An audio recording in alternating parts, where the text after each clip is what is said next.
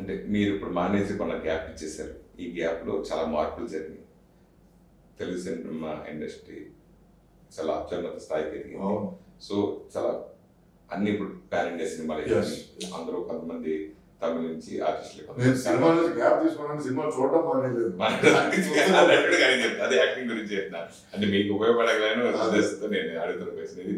అంటే తమిళ ఎంచుకొని అలంకారం ఎంచుకొని ఆర్టిస్ట్ కూడా పిక్ చేసుకోవాలి. మీరు కూడా ఆల్రెడీ అంతకుముందు మంచి సినిమాలు చేసి తమిళలో చేశారు, తెలుగులో చేశారు, అదర్ లాంగ్వేజ్ కూడా చేస్తున్నారు కాబట్టి సో ఇప్పుడు ఎలాంటి క్యారెక్టర్లు చూస్ చేసుకున్నారు? ఇప్పుడు చేస్తున్న డైరెక్టర్స్ గురించి మీరేం చెప్తారు? ఇప్పుడు ఆడిముంచారండి డైరెక్టర్లు, ఎస్పెషలీ పుష్ప డైరెక్టర్ సుకుమార్. ఆయనకి ఒక హీరోని ఎలా వాడుకోవాలో బాగా తెలుసు.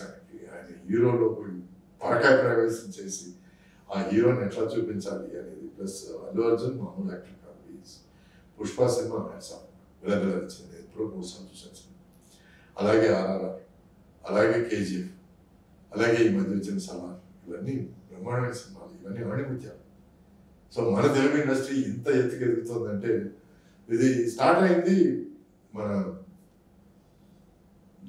ప్రభాస్ సినిమా, అనుష్క ప్రభాస్ చేశారు కదండి, బాహుబలి.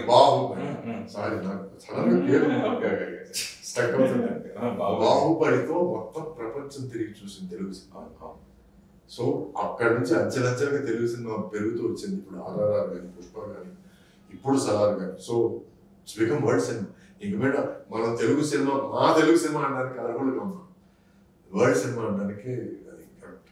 మళ్ళీ సురేష్ బిజీ ఆర్టిస్ట్గా కావడం కోసం మీరు చేసే ప్రయత్నాలు ఏమిటి?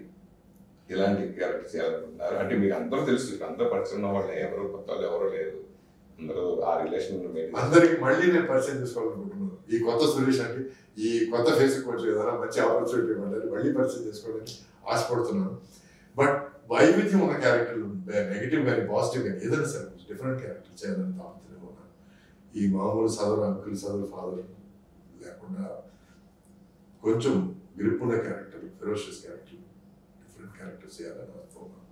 అది కాకుండా I want to be part of this OTT culture, plus I want to be part of this pan Indian culture. ఈ కొత్త ప్లాట్ఫామ్స్ అన్నింటినీ ఎక్స్ప్లోర్ చేయాలనే తాపత్రయం దానికి ఒక మాస్ ఫాలోయింగ్ ఉందండి, దానికి ఒక మామూలు ఫాలోయింగ్ లేదు. ఇంతవరకు మామూలు టీవీ తప్ప వేరే ఏది అలవాటు లేదు. మా మదరు ఆ సినిమా ఈ సినిమా నన్ను ఆర్డర్ చేస్తుందంటే ఓటీటీ పోయి అంతే కదా. సో దానివల్ల మార్పులు చాలా వరకు జరిగాయి.